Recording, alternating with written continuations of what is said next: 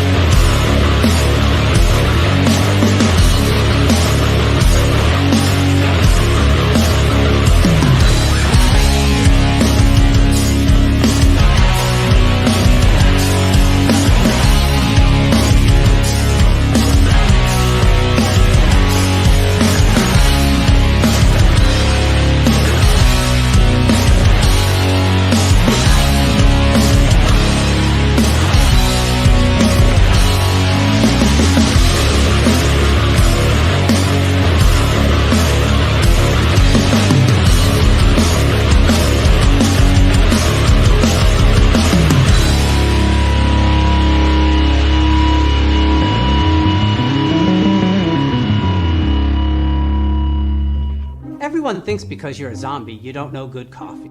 Well, they're wrong. We have very active lifestyles. It's not all wandering the countryside aimlessly or scaring passing motorists. And we all love a good cup of joe. And there's only one brew that gets my seal of approval. Deadly Grounds coffee is my guilty pleasure. Bold, robust, delicious. It's coffee that can wake the dead. With over a dozen different roasts and flavors, Deadly Grounds can satisfy the most finicky of coffee addicts. The aroma is so intoxicating. It brings all of my neighbors out of the woodwork. Deadly Grounds coffee. Coffee to die for and zombie approved. It's good to get a little deadly.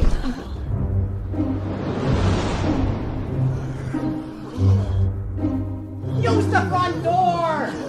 Oh, they're so disgusting.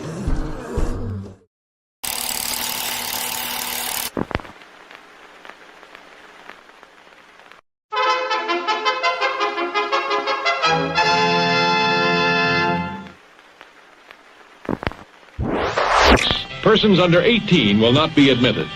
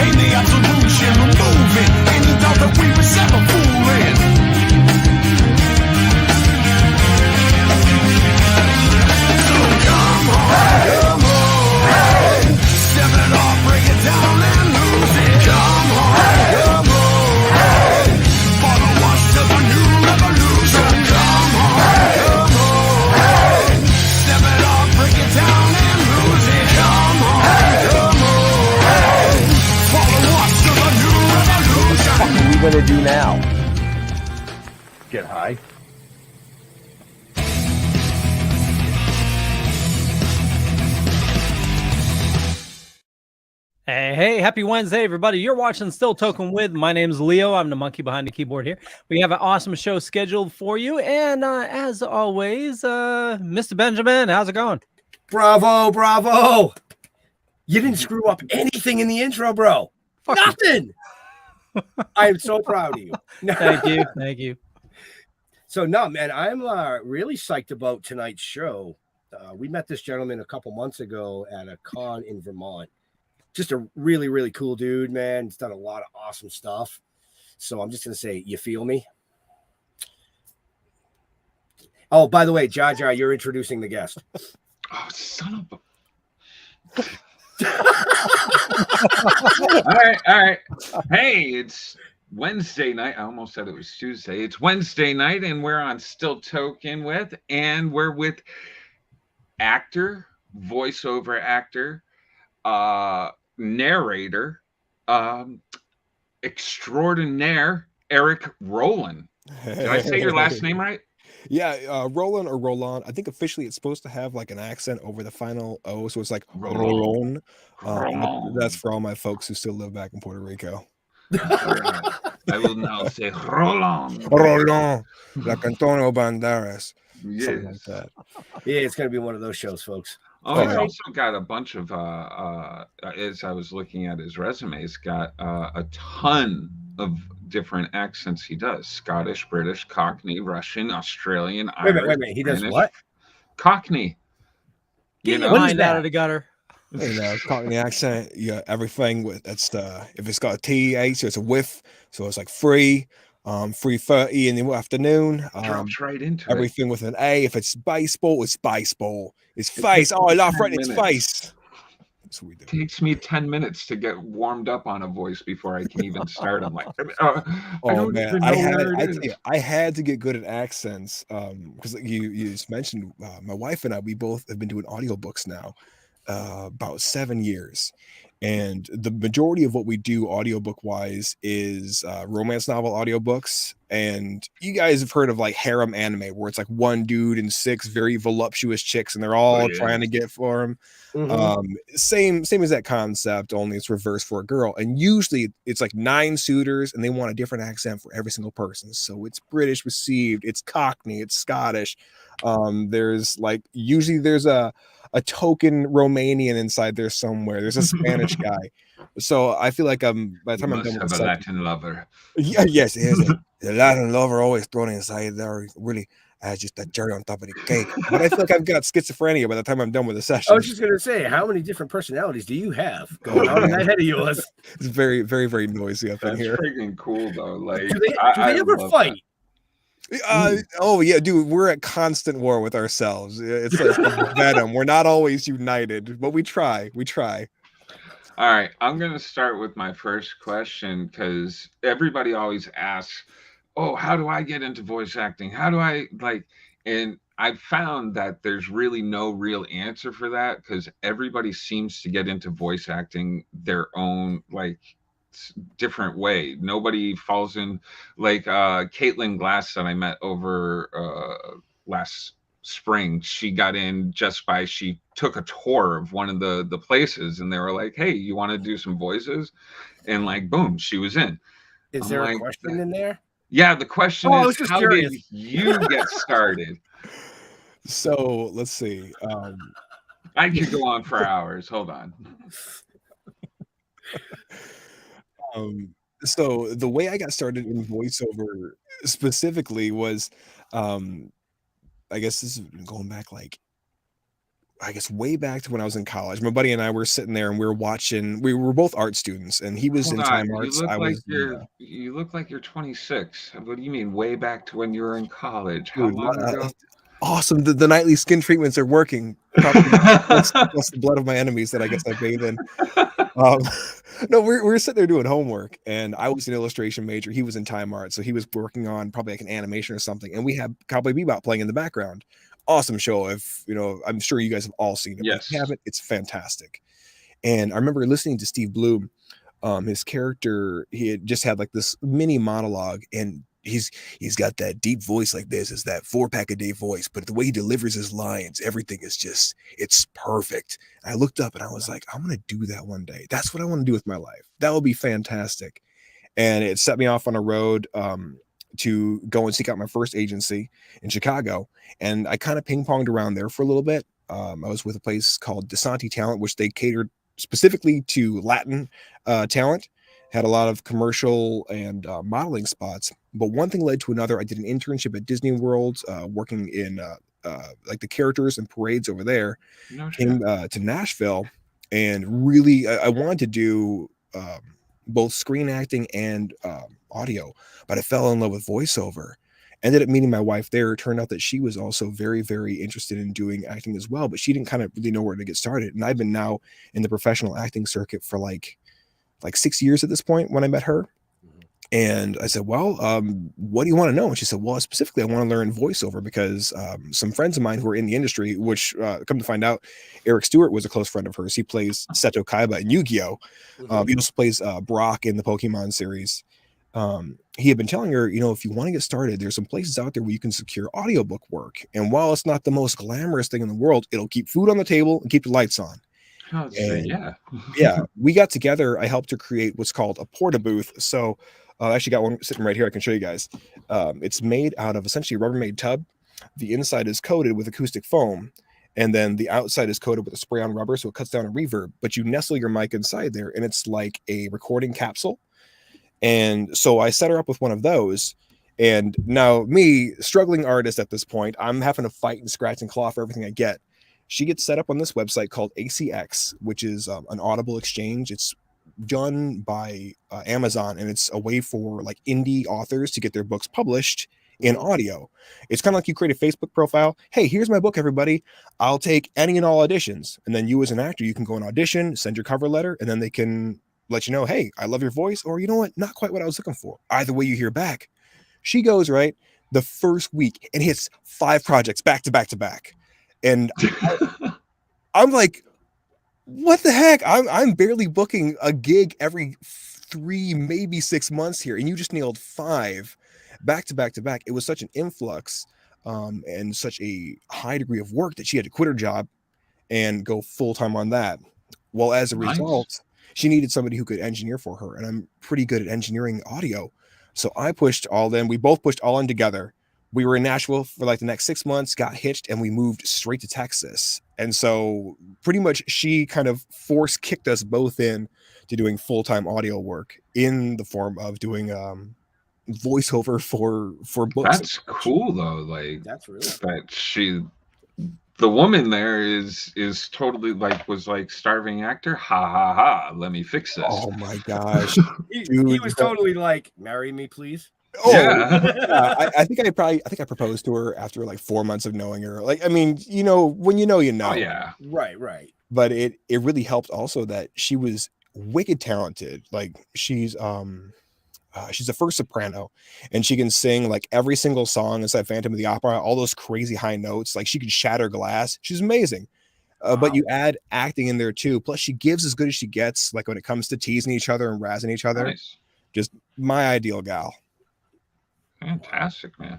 Once in a lifetime. Right. Yeah. So can we bring her on and you can just Yeah, I'll get out of here. You're just gonna sit in the corner for a minute or two. Yeah, right. Oh, I think she's giving the little one right now. I got a 2-year-old son. She's probably giving him a bath and getting him ready for bed. But I digress. Just one? Yeah, we just have one. Just one presently. How do you guys balance time? Man, it is a bit of a struggle sometimes because I work 3 jobs essentially. I do the audiobooks, I work full-time at Harbor Freight, and then I have my own YouTube channel. And she can really only ever record if I'm not home. So you're doing the real hustle, man. Dude, I'm trying. Name of the game is paying off student loan debt. That's the big thing, because she went for a master's, I went for my bachelor's, and combined I think we had like a little over 112,000 in student loan debt. Wow. Yeah, so we're trying to do that Dave Ramsey debt snowball, and you fall off the wagon every now and then when you see that shiny thing that you want. Oh yeah, get right back on. Leo will ask you about that shiny thing later. But what was fun about doing the audiobooks was up to that point, I guess I wasn't as quite the articulate speaker that I am now. I kind of was a little bit mushy mouthed when I talked, and it didn't really dawn on me, because how often do you sit and record your voice and play it back to yourself? Notwithstanding those of us who do podcasts. Right. A lot. Quite a bit. Well, doing the audiobooks, you're forced to get acquainted with your voice immediately. And since the way we sound to ourselves when we're not wearing a set of cans is informed by the bones in our ears, you usually sound to yourself a lot deeper than you are. Then you hear your voice coming through a microphone. You're like, oh my gosh, is that what I sound like? Mhm. I sound like a prepubescent child. This is terrible. But it helped knock all those butterflies down and help them to fly in formation, as it were. And the added benefit of doing so much accent work and doing so much character work, because typically the way an audiobook is done is you have one person and they're reading both the female and the male POV, and they're doing all the characters themselves. So if it's a guy, he's pitching his voice up and down and up and down. Same thing for a girl. Well, we were getting a lot of call for duet narration, where usually for like a romance novel, you'll have one chapter, it's the girl's point of view, one chapter, it's the guy's. But instead of reading, say my wife is reading her point of view, instead of reading all the guys' lines, she would leave just a gap in the audio there. And I would come back in and fill in all those lines and vice versa. And so it becomes more like a radio play. And like once our names got out there, people started really, really seeking us out to the point where, by the grace of God, we don't even have to audition for things anymore. They just come, which is like, that's what everybody hopes to get. Yeah. But because of just all that repetition, that being forced to hear myself over and over and go, oh, I can do better. I can do better there. I can do better on that. It made it so that when I finally got an agent. How do you stop yourself from saying, all right, that's good enough? Dude, oh man. So I have a rule of three. I got to get to that, because I sit there and I'll do try to record a commercial and I'll have fucking 800 times sitting there. Oh yeah, you do like 20 takes. Yeah, I'm just like, my voice is not in the right spot, or I went up, down, there, over there. And how do you just tell yourself enough? So first thing I'll tell you is, given that you're so scrutinous with yourself, there's a very, very high likelihood that your worst is probably 80% of people out there's best. So like, know that going right into it.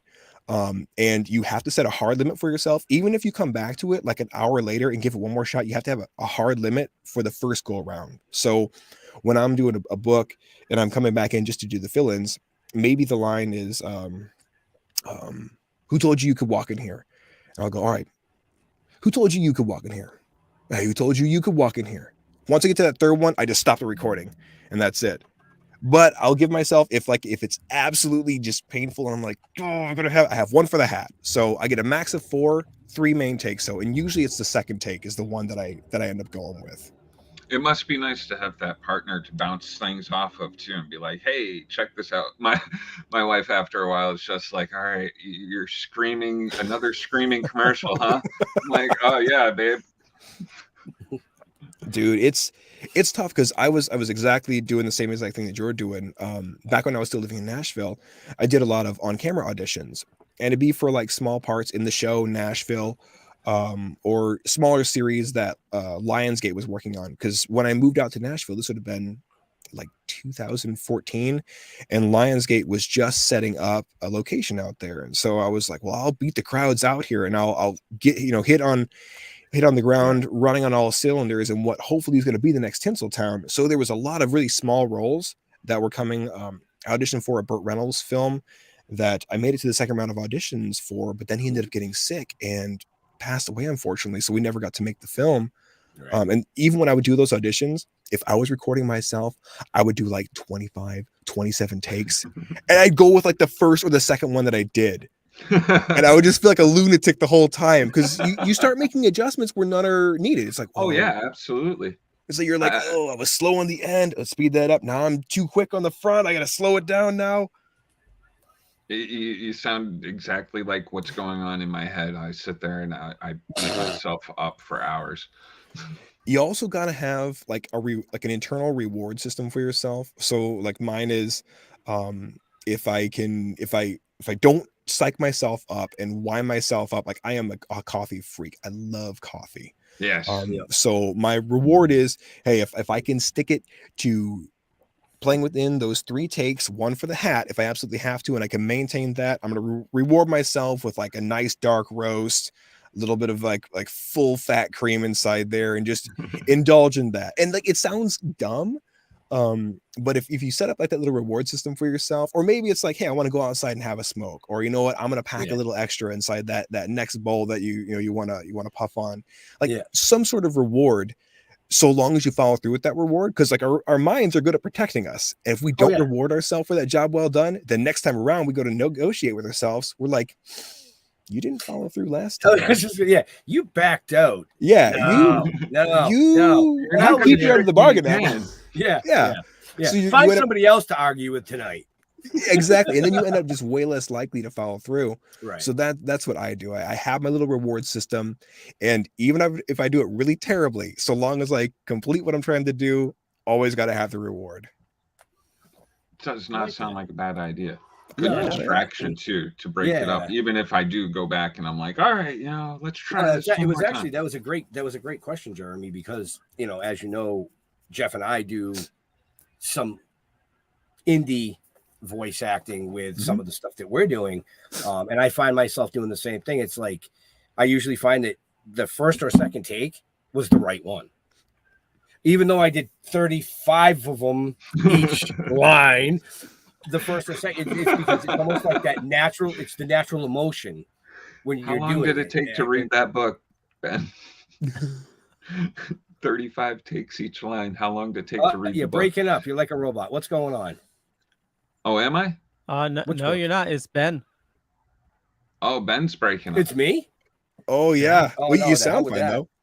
Yeah, you sound okay, but you're getting like all spotty. Choppy. I was saying, how long did it take to read the book? If it took 35 takes a line. Still working on it? Yeah, I'm still working on it. Wait a minute. I wrote the book. I don't want to read it.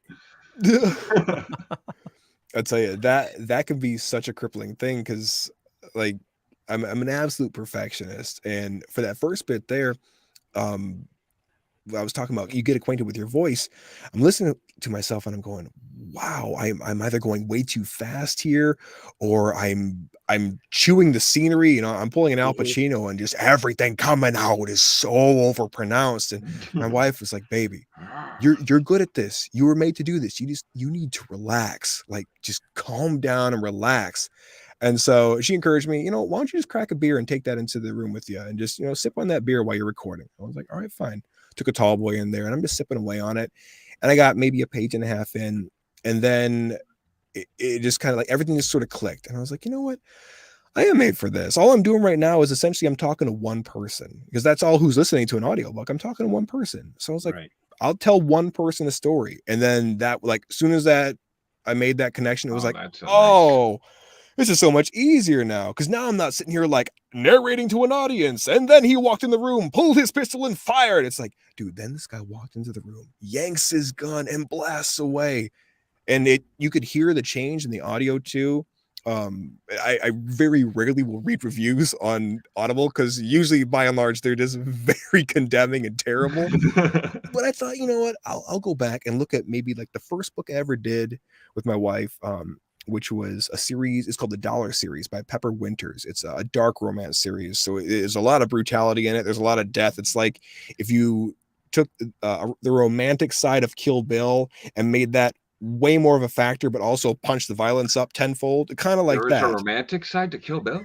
Well, I guess in the past life aspect of it, enough to make BB the little girl. But I went back and I checked the reviews on that, and people were like, this guy is good. It's all right. I'm enjoying the character. He reads very well.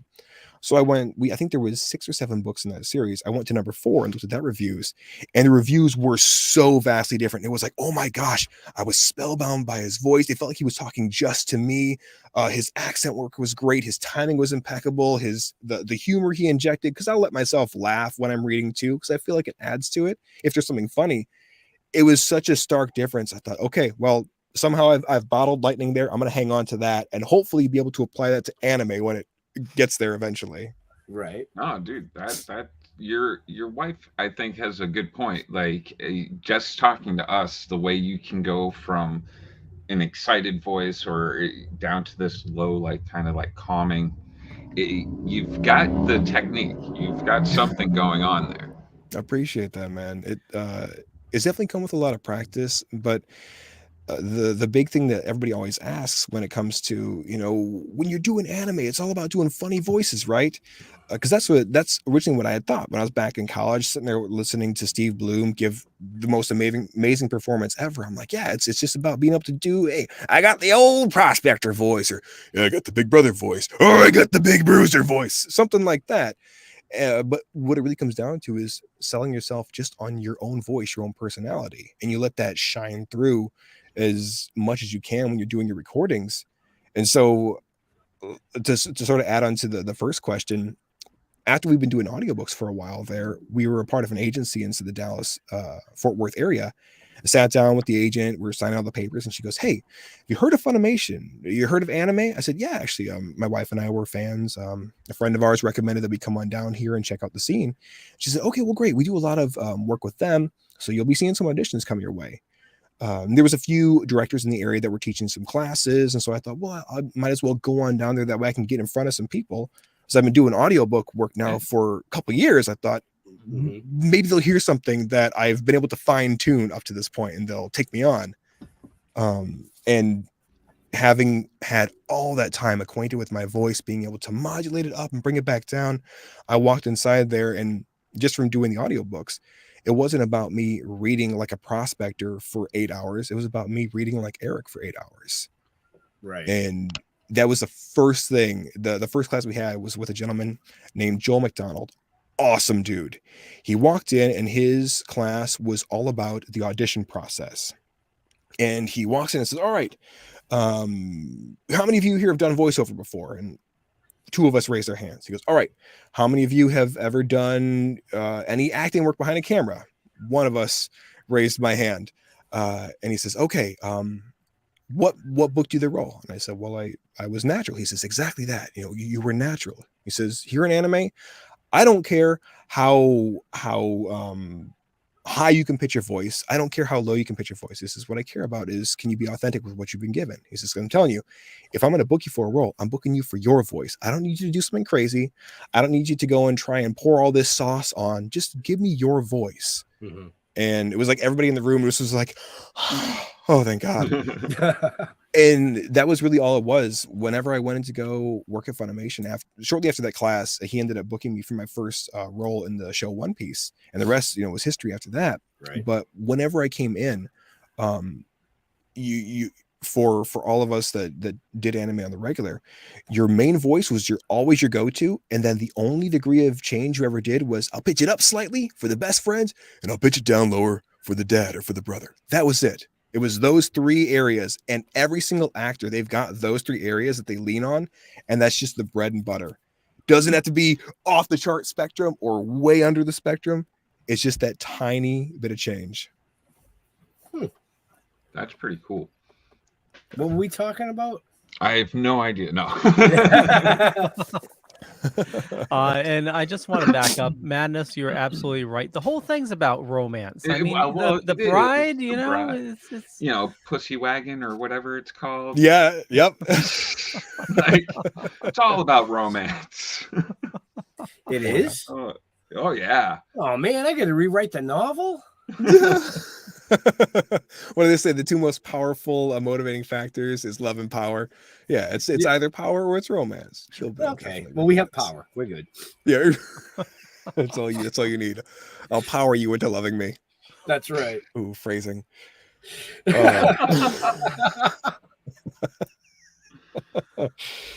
Oh gosh. So, boy.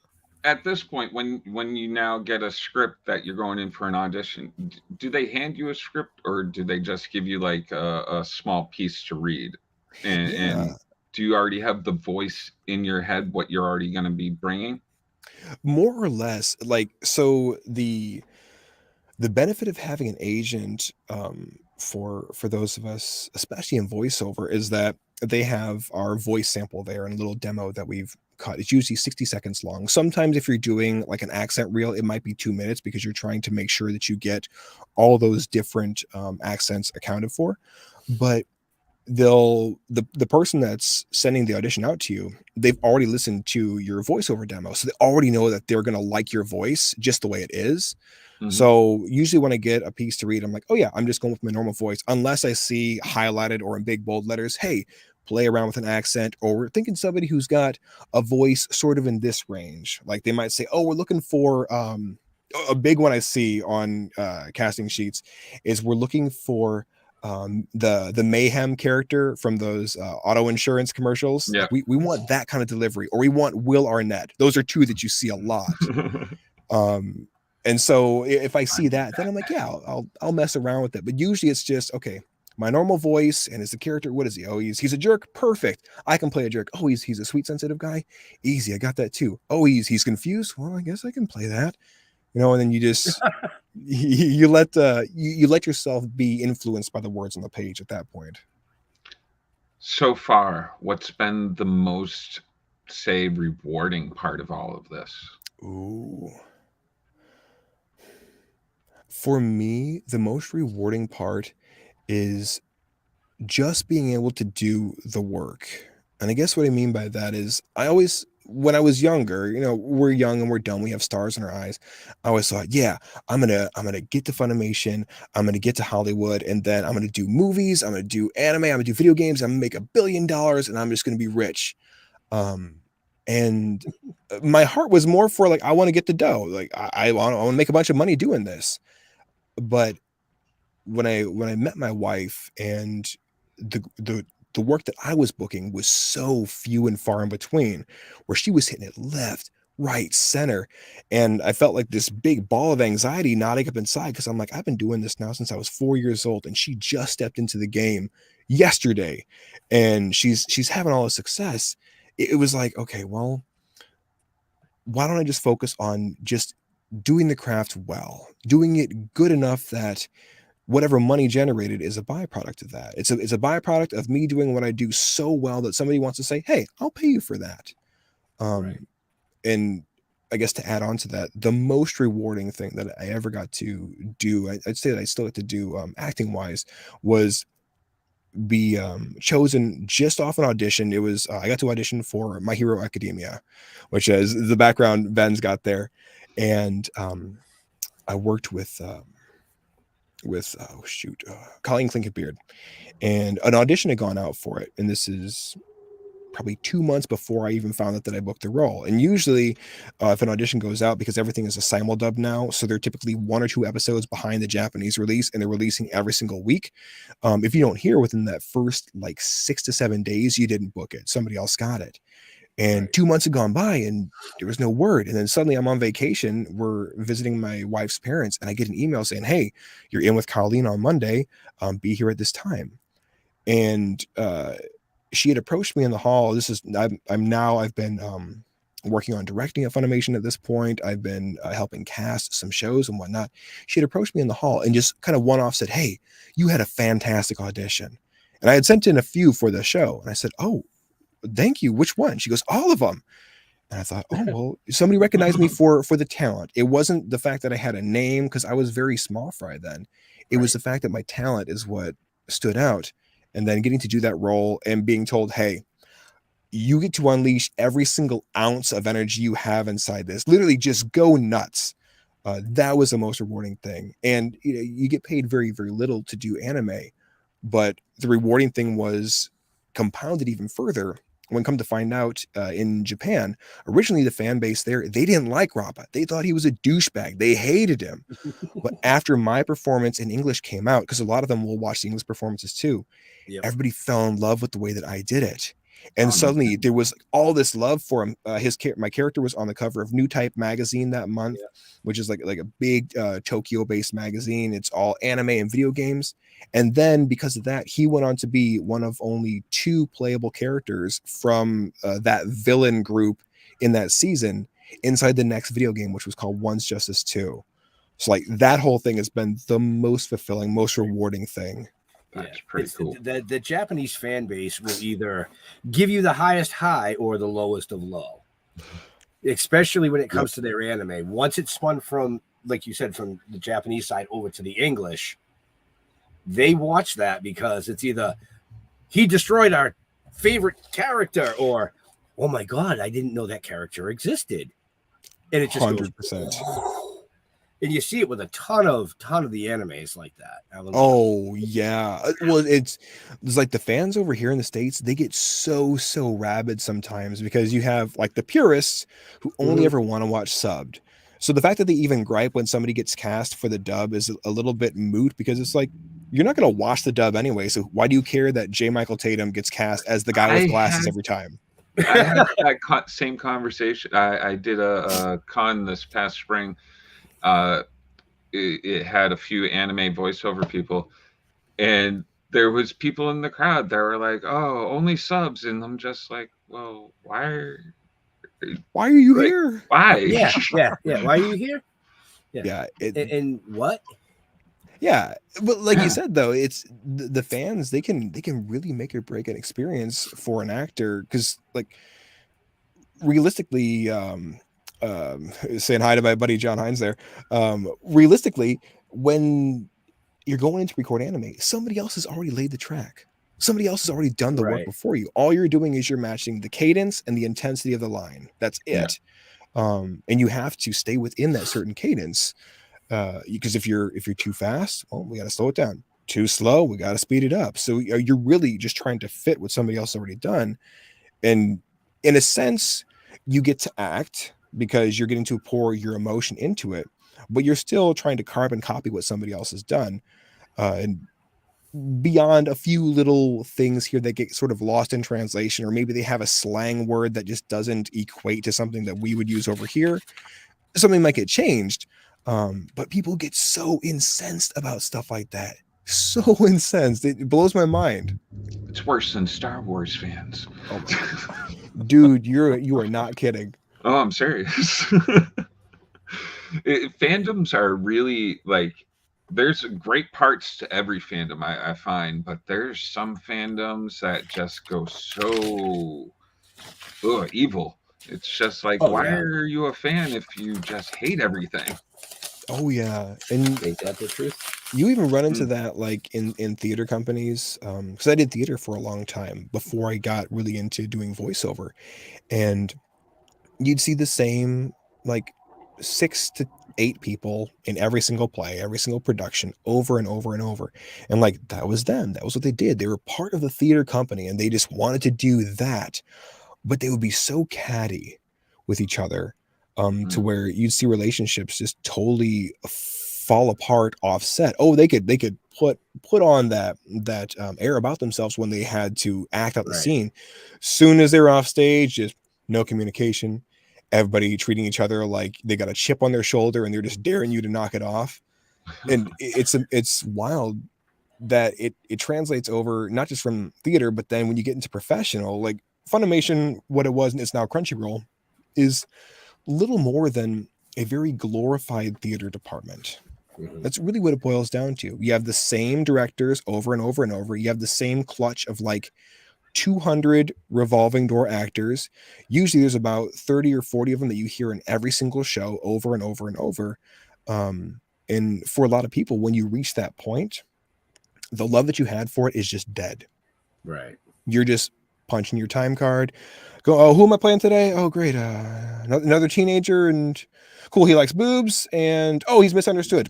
Well, perfect. Let me reach back into my bag of characters I played for the last 10 years and pull that guy back on out. And then the next show, he's big and broody. Oh, and he has a secret weapon. Great. I'll pull that guy from last season of Blood Blockade. You know, let's do that guy again. But unless you're approaching it from that place in your heart where you're saying, I love the craft and I want to do the craft as amazingly as I can because it's part of me, then all you're ever doing is just checking the box of, yep, acted for the day. Yep, did the role for the day. And people hear that. You can hear that in a performance so clearly. Right. Just to have fun with it. We covered this a little bit earlier, but John's asking, how are you handling daddy duties while composing your career? Man, it is a challenge. My little guy, like if I'm off from work, usually that's the day that I get to play defense for my wife so that she can get her recording done and then any editing that she has on top of that. She's also a novelist at the same time, so she's got her fingers in a lot of pies too. And some days where I know I'm going to have that day off, I'm like, all right, I'd love to get this thing done and this thing done and this thing done. And I have this tendency to want to feel like I've been slighted some way if I never get to it because I've got him all day. But I had to dial myself back and recognize, all right, we're a tripod here. It's my wife, my son, and myself. And, I get to go out of the house for 40 hours and work outside the house. And she's doing the full-time mommy thing, plus doing the voiceover every single day. So I think I can, swallow down whatever pride I have to really engage with being a dad. And it makes it easier that the little dude is freaking hilarious. Like he slays me every single day. And he's got very broken sentences as 2-year-olds are given to have, but everything is all-time exciting to him. Like, oh my gosh, daddy, look at this leaf. And like, he'll freak out about this leaf for a good 2 minutes. I'm like, wow, yeah, that's something there, kid. Let me see it. And then, oh shoot, wow, that really is a cool leaf. Wow, there's got red in there and there's blue. Oh my gosh, there's a ladybug right there. And then suddenly we're off in the strawberry patch that that his grandparents have grown. And we're just picking and going right to mouth with strawberries. We're coming back in hours later covered in dirt and soaking wet from the sprinkler. But I am, I guess, with difficulty balancing it all out, but it's getting more natural. You're in the nice years. You're in the cute years. Yep. I'm teaching driving now. I'm like, oh my gosh. Well, see, I got you both beat. I'm teaching. Oh, you're a first-time mom? Woo. Well, sucks to be you. No, granddaddy duty. I love it. I have a blast. Same thing, just seeing their faces. But I thought I saw John. He said he was your friend. I thought I saw somewhere in the chat that he said, if you ever have trouble balancing the career, you could just drop him off at his house. Oh yeah. I think I saw that somewhere, John. Yeah. Just saying. John was also saying, does he hear your voice on the episodes and wondering how it's you? Okay, so funny story there. I got to one of the last big things I did shortly before my wife and we moved away from Texas. I worked for a company called Starman Studios, and I got the lead role in a movie called A Dog's Courage. Really, really touching film. It's got a lot of really high moments, a lot of really low moments. It was came out of South Korea. Beautifully animated. I played the lead role inside that. I play a dog who gets abandoned by his owner up on like this, almost like a cliff edge where people just kind of roll up and animals they don't want, they just drop them off. And he ends up befriending this other sort of pack of dogs, and they have to make their own way in life. And we put that on, and when he heard my voice inside there, he was maybe like 1.5 then. So I guarantee you, like he was probably not even making memories then, but like his eyes caught, and he was looking around trying to find like where's daddy coming from. And then when he realized, oh my gosh, it's the dog on the screen, he was just total rapt attention. He had no idea what he was looking at. But Dad, why don't you transform into the dog when you're home? Yeah, right. Why won't you go fetch the ball when I throw it, Father? Come on. Yeah, one of these days I'll show him some of the other stuff that I've been in, and hopefully it doesn't freak him out too bad. Most of what I did, when, for those who don't know, when you're starting off at a place like Funimation or Crunchyroll, for the first probably 1.5 years, you're playing Soldier 3A or Bad Guy 2B, and you're just dying every episode. You're dying. It's like you see the pre-roll for the scene. It's like, all right, 3 seconds leading in. Oh, his throat gets cut. Great. All right. And then the director's like, oh, I got 3 more guys for you to play. Am I dying as all 3? Mm-hmm. Okay, great. What's this next one? Oh, I'm crushed to death. Oh, gurgle a little. Okay. Next one. Oh, my arm is being torn off. Okay, so I get some scream time, and then I'm choked to death at the end. So like, that's all you're doing. So if I were to just pick it, like throw it, like line all my rolls onto a board here and throw a dart at it, chances are it's going to be like some guy being eviscerated. So that could probably lead to a couple of nightmares for him. It could. Well, you know, a lot of us geeks and stuff that like me and Leo, we love comic books, and we would die just to be put into a comic book as somebody being killed. So, like, you're living the dream, man. You're Was being that a killed hint? on screen. Oh yes, Was that a hint? God damn it, Ben. Ignore that. I don't want to be killed. You don't want to be killed? I'd love Well, to. see, Recurring role, you know. You know what the rule of thumb with us is, you know, it's how deep are your pockets depends on how long you survive in the comic book. Funny you mentioned like being killed off. I am a huge Tarantino fan. Love every Tarantino film I've seen. I've loved. And I always had this dream. If I could be in any film, I would love it to be in a Tarantino film, and I would just love to be a bad guy who gets killed, because they always go out in such amazing ways. Like the movie Inglourious Bastards, every dude who gets his in that movie, it's like watching poetry every single time. So I drew a picture for Tarantino. I'll see if I can find it, and I'll email it to you, Ben, if you want to throw it up. But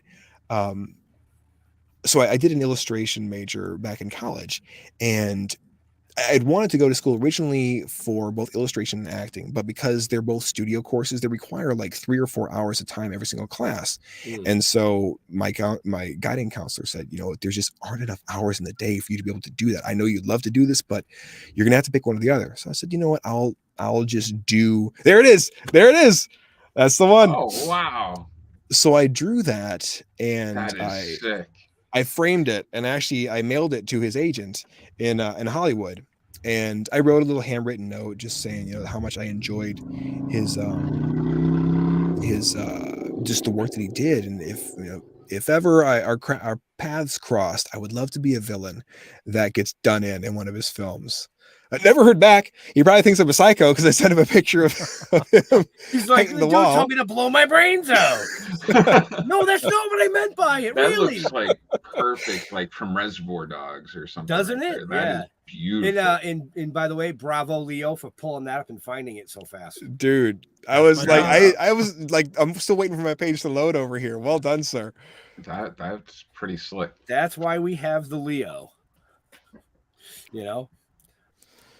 All right, so before everything can't be a stop. Time out. Thank you, Leo.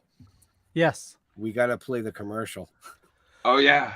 Well, okay. Well, We're like 17 minutes past where we should have been. Keep the lights on. Yeah. We're going to pause for a quick second. I want to remind everybody, for our awesome guests, definitely check the show notes up above or down below, depending on where you're watching or listening to us. And if you're going to be in, this is Georgia, right? Yeah, the Georgia Pop and Horror Con. You know what? Just check out the commercial. Get ready for the ultimate convention experience. Georgia Pop and Horror Con comes at you August 4th through the 6th, where Comic-Con meets Halloween and anime. This year we've got an amazing lineup of vendors selling unique merchandise and collectibles guaranteed to satisfy your inner fan. But that's not all. We've got a star-studded lineup of celebrity guests, including Vic Mignogna, AJ Stone, Michael Hargrove, Don Yesso, Richard John Walters, and the legendary Cherie Curie from The Runaways. And that's not all. Meet your idols, get autographs, and make memories that will last a lifetime. Don't miss out on the event of the year. Get your tickets now for the Georgia Pop and Horror Con, where Comic-Con meets Halloween and anime. You know, I got to redo that because Jar Jar did a much better voiceover for that. So, well, that's fine. You got to redo it anyways because there's like 7 more guests added to that list. Yeah. Okay. They actually added another person today, didn't they? I think I saw somebody was added today. Gigi Edgley was added. Oh wow. No. Yeah. Well, yes, also, but give me 1 second here. All right, you can figure that out. But hey, listen. I'm going back to our guest. Yeah. Wait, so you mentioned there he is. There he is. Over there. You mentioned illustration. I see you also do cosplay as well. Yeah, actually, that was what my YouTube channel originally got started around. I had created a channel just because I'm like, yeah, you know, you got to have a sign in if you want to watch a video where it says, hey, are you over 18 to watch this video? So you create a channel. And I was really getting into, there was another YouTube channel called Backyard Effects, and they showed you how to do really super cool special effects for movies on a budget. So one of the ones I had was like doing like a heart rip out of somebody's chest, like Indiana Jones and the Temple of Doom. And it was like that you had this Tupperware container under your shirt, and you had cornstarch and water with food coloring. You had like a potato, you carved like a heart. But I saw one on there, and it was the quick draw gun rig from Taxi. I think it's Taxi Driver with Robert De Niro. And it's that one where at the very end of the movie where he clears out that apartment building, and then it flies out of his sleeve, and bam, he blows the dude away. So I saw that, and I was like, I wonder if I could make the hidden blade from Assassin's Creed with that. So I used the little drawer slide and some springs that I bought from a hardware store, and one I pulled off an old screen door, and I had an old throwing knife that I bought at a flea market somewhere. I made this thing. And one night, I'd been drinking with my buddies, and my you don't say. You don't say. I'd been drinking with my buddies, and I had enough liquid refreshment in me to say, you know what, I'm just going to film a YouTube video and put this up online. Maybe somebody will get a kick out of it. Because inside my illustration time at school, we had to do at one point a how-to drawing, and so people were doing things like, hey, how to put gas in your car, and everything was illustrated right down to, hey, tapping the couple of drops off in the tank before you put it back inside its little receptacle. And so I had done a whole tutorial on how to make your own hidden blade from Assassin's Creed. So I had my girlfriend at the time film the video. And you can see this like empty beer case sitting in the background that we had just polished off. And like I kept it together throughout the whole video, very, very intelligently and very intelligibly. And so we record the video. I just threw it up online. A day later, somebody texts me and they're like, dude, have you seen your YouTube? I said, no. It got like 60,000 hits just in that night that it was up. And I went, what the heck happened here? Well, it turns out that one of my friends had seen the video, and they had sent the tip to Kotaku, and Kotaku did a whole story on me and the fact that I not only made the hidden blade, but included build instructions for everybody. And like in 4 days, it got 400 something thousand hits. Just boom, boom, boom, boom, boom, went off the charts. Shit. Wow. And people were commenting, hey, you should teach us how to make more things from games. We'd love to see you do more. Well, Backyard Effects had also done a video on how to create a suit of Spartan armor from the Halo series, and I thought I would love to do that. So I watched their little video on it, and it was a neat video, but it was really glossed over very quickly how you're supposed to do everything. And so I'm like, well, how do I install a visor? How do I resin the inside of this thing? How do I do auto body filler? And so every time I couldn't find a video for how to create that part of the suit or that prop I wanted to, I would just film myself. Once I figured it out, I would film a video and I'd say, hey, here's how I did it. You don't got to do it my way, but try it out. And one thing led to another, and my channel became all about teaching people how to make Spartan armor and different video game props and stuff. And I did that for a while, even into moving to Texas and having been there for a couple of years. I finally finished the entire build tutorial and did a video for everything on there. That's my son running around upstairs right now.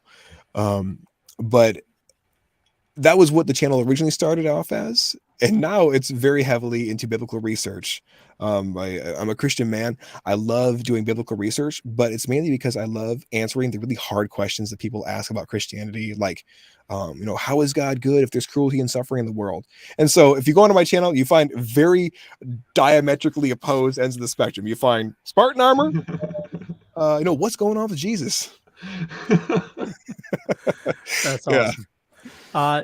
Have you thought about getting back into that with like 3D printing, since like the printers are insane now? Like that you can. Oh, see, I thought you were going a whole different avenue with that. Like, have you ever thought about getting back into that? Because that'd be a pretty cool show that we could put on this network and help you really grow. See, two different ends of the spectrum there. See, I'm the dork here, it's you gotta think. And I'm the business. I know. Yeah. And I'm just here. Pretty much. I have. I have thought about getting back into it because now I have a son of my own. And actually, so John You can do family Hines. cosplay. Oh, dude. So you could probably still find it also on my Facebook page there, Ben. But my wife and I, under one of my photo, well, even on the website too, under one of my photo, I guess, dumps on there, we did a joint cosplay as Master Chief and Cortana from the series, and she looked amazing. There was a professional photographer there at the convention that we were at, and he goes, "Hey, can I get some photos of you guys here? Like, it would be great for my portfolio. Plus, you can have the photos for free at the end." I said, "Sure, Nice. that'd be great." Yeah. And so John Hines, actually inside the comment section there, he stumbled across my videos as well. And we became friends on Facebook, and he did a really awesome build of following my tutorials for his son. And his, he did a combination of Iron Man's suit of armor mixed with Master Chief's. Oh, Like, cool. it turned out incredible. Super cool. So there's a very realistic chance that I will get back into it because I have a son now, and if I ever take him out trick-or-treating or something, like, Oh yeah. I want him decked to the All of a sudden nines. the mask comes. Oh yeah, it has some Just CO2, so every it's other- like venting off smoke. Oh yeah, every kid's like, Your dad is so cool. Oh yeah, I'm gonna have to now because I still fit into this suit. I know that even when you do that, they'll still think you're embarrassing them. probably. Yep, that was the suit of armor from Halo 5. No, Halo 4. I did a whole set of tutorials for the Halo 4 suit of armor, and that was a very, very rewarding build because my YouTube channel, I had gone from maybe having like 400 subs to, in the course of, I'd say, 2 months, I climbed somewhere around like 10,000 because people were really hungry for just the information. And it's a huge industry. Oh my gosh, is it ever? Insane. And I didn't even know half the names that were out there. I mean, everybody's heard of Jessica Negri or Kamui Cosplay. Everybody knows those gals because, I mean, they're gorgeous and they do these really intense builds out of Warbla. But I didn't have the money to spend on Warbla, and I really loved doing EVA foam, and that's those interlocking gym mats because you can shape them with a heat gun. So I was like, well, it's lightweight, it's durable, you can shape it. It takes a beating like a champ. Let's see if I can use this. And sure enough, you could use it. You could paint it easy. So when I was doing the tutorials, I thought, well, I'll show them how to build it, and then I'll show them how to distress it, how to paint it, how to use like spray on rubber, how to do plasti dip, how to make sure that every single nook and cranny is sealed. So if it gets too hot, you don't melt your seams and have your shoulder explode when you're in the middle of a convention hall. So people have saw the videos for that. Jack of all trades at this point. Like, I could imagine you at a con, like somebody comes over to you to get something signed, and you're just like, "Hold on a second, I got my heat gun right here. Let me." You're all better. Yeah, right. yeah. You're coming apart at the seams. You didn't follow the tutorial properly. 30 means 30, not Check 25. me out on YouTube. Yeah, right. Yeah. What are we gonna do next time? How do we make this better? No, I very likely will get back into it. One thing I really, I guess, like to say about myself is my business is to create. And I went through a bit of a cancellation in Dallas a couple years back, and it's why I now live in New York with my wife and my son. And it was painful to go through it because it really ended up in the end depriving me of a lot of ability or a lot of chances to be able to act in the capacity that I really wanted to, because I still love the craft. I haven't really brought myself to sit down and watch an anime again since it all took place, because it was some cruel intentioned individuals within that world that really sought about bringing my career down. But I still have a love for it. And I still have this need to entertain, whether I'm making you laugh, smile, wince, cry, throw up, whatever. If I'm eliciting an emotional response out of you for the purposes of entertainment, like, my job is done. I am a happy man. Yep. Oh yeah, that's awesome. Very well said there. Thank you. So we have about 4 or 5 minutes left with this amazing guest. So if you guys have any more questions in the chat, or if you don't, Now, it sucks to be you. Well, John was asking, whatever happened to your wife's Mark 6? So we ended up scrapping it. Unfortunately, it didn't survive the move. We had to move a couple of times in Dallas, largely due to gun violence around our apartment building, which was a real big mess. But it didn't survive the Texas? move. Yeah, Really? I know. In Texas. You'd Okay. never imagine. Just saying. Yeah, I would love to make her a suit. What I'm probably gonna do though is there was a really, really cool build this guy did. So one of the things that people do in cosplay, if you're building armor specifically, you kind of need a mannequin form of yourself with like your bust proportions, your hips, your legs, just so you can get everything to fit right.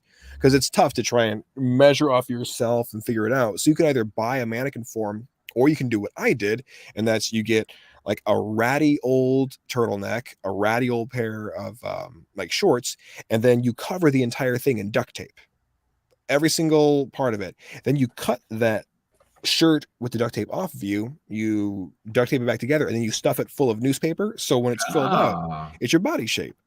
So you can build your armor and it's exactly fit. Look just at to you you being all smart. Well, Look at the big brain on this guy. He's all MacGyverish over here. For real.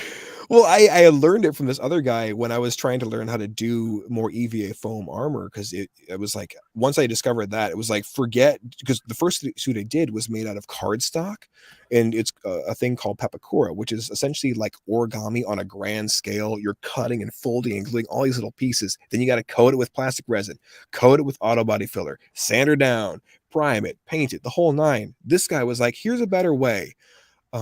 And he had done a custom suit of armor. It was Master Chief, but the gal who had commissioned it from him, she wanted it, she dubbed it Mistress Chief. And she had sent a mannequin form of her body, and it was a duct tape mannequin. So he built it exactly to her specs. And what was really cool about the armor was she had like thigh-high military boots on that he built for her. She had like this more curvy and voluptuous looking upper torso armor. Her shoulder pauldrons were more of like a sexy, sleek look. Even her forearms, the gauntlets, everything about it, even the cod piece, like everything was really just fit for the female body. So what I'd like to do for my wife is sort of something in the same vein, but I want to add like you guys have seen samurai armor where they have sort of like the plated segment around the waist. I want to do sort of a similar thing and give her like a mini skirt that she can wear, but make it look like it's like an armored mini skirt. So someday I probably will. Honey, can you put on the Mark 6 tonight? I'll dim the lights and put on that album you love. And we just became a family of 4. Oh, Jesus. Sorry, I had to go somewhere. So that'll be the story I'm telling him. 16 years old. So, do you want to hear about the night? So we just finished this crazy multiplayer match. I was still mad because John dropped the ball like 6 times in a row. And walks your mother head to toe. Mistress Chief. Mark 6. It was over. I was done. It was over. Yep. So do you find time to game with everything going on? I do on occasion. I have I don't quite have time for like the really super involved storylines. Like one I'd love to play is that Hogwarts Legacy, because right, the world's amazing. Oh, it looks awesome. It's nuts. Like, it's so involved. You can do anything in that game that with related to that world and that story. So I found myself, I've been going back and playing a lot of retro games. My brother, he bought me one of those Super Nintendo minis. Yep. And I found out a way that you can load more titles on there. So now if I have a few minutes, I'll sit down and play like Aero Fighters or Mario World, something that doesn't require an hour's worth of investment into it. It's kind of where I'm at with video games. I'm just like, I think either video games got like way too ahead of me, or I've slowed down a lot, because playing any of the games today, I'm like, I don't know what's going on here. How come all of my buttons do 18 different things. Yeah, Oh, right. it's like And I gotta build potions, and I gotta go hunting, and I gotta like Gather things. yeah, I'm like Forge hold on. relationships. yeah. Yeah, I'm like What do you mean I need clay to build Mass a brick? Effect. What? What is I going gotta on find here? straw too. Well, like that new Zelda game. I don't have don't even too get me much. started. I don't have too much time to play, but they added like a build metric to it now, and like I'm glad I I, quit I after can the first I one. can do simple stuff like build a bridge and stuff like that. But you look on YouTube, you have people building like mech machines and robots, and Yeah. somebody built a working calculator within Zelda. It's What? insane. Yeah. Yeah.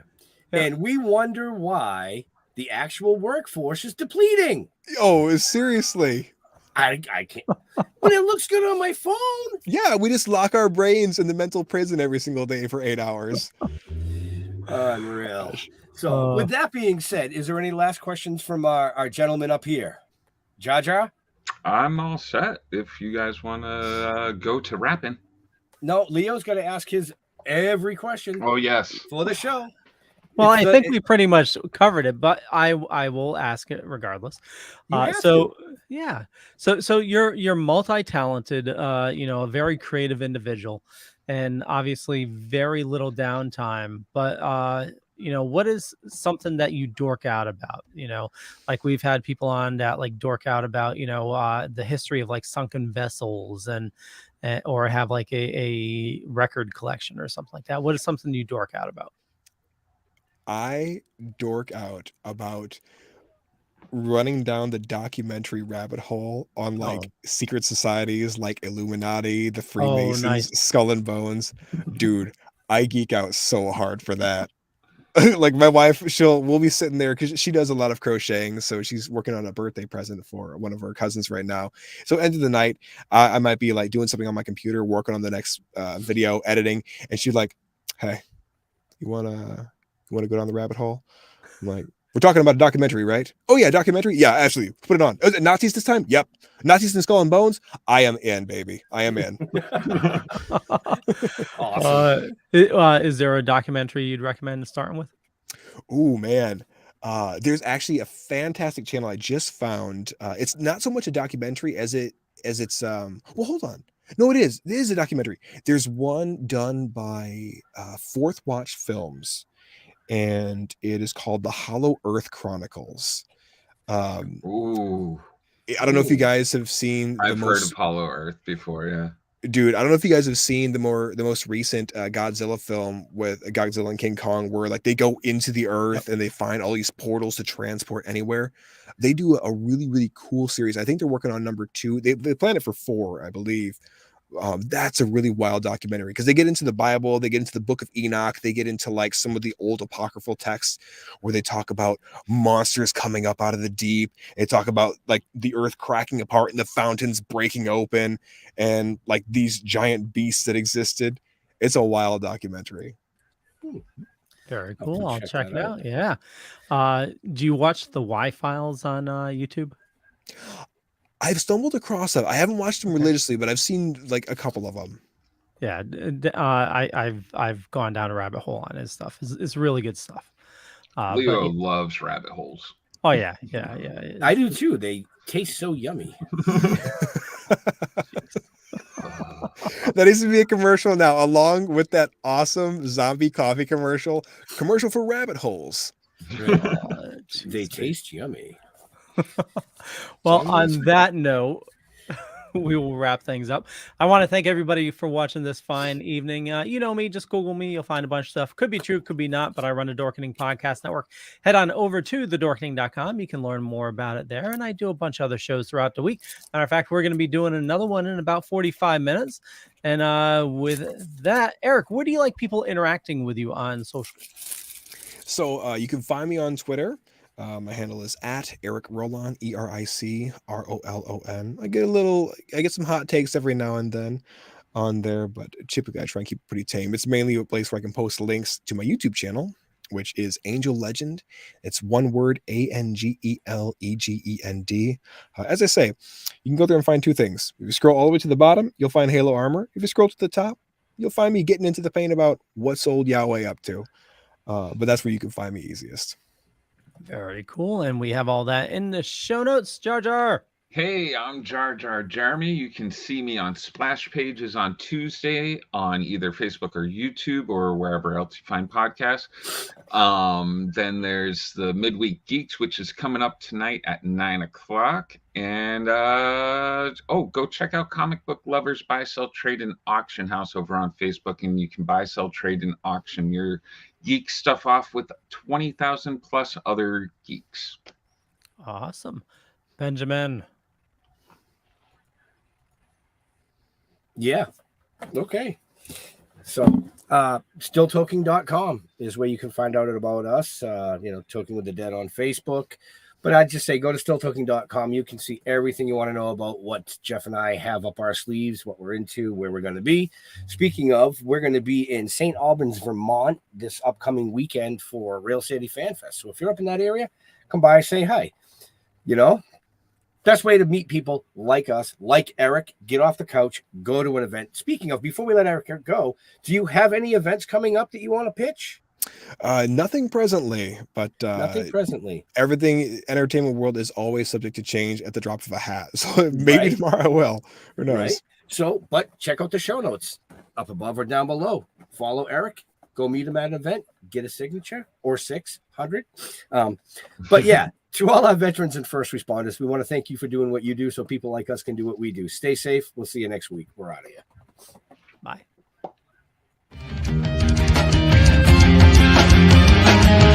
So come on.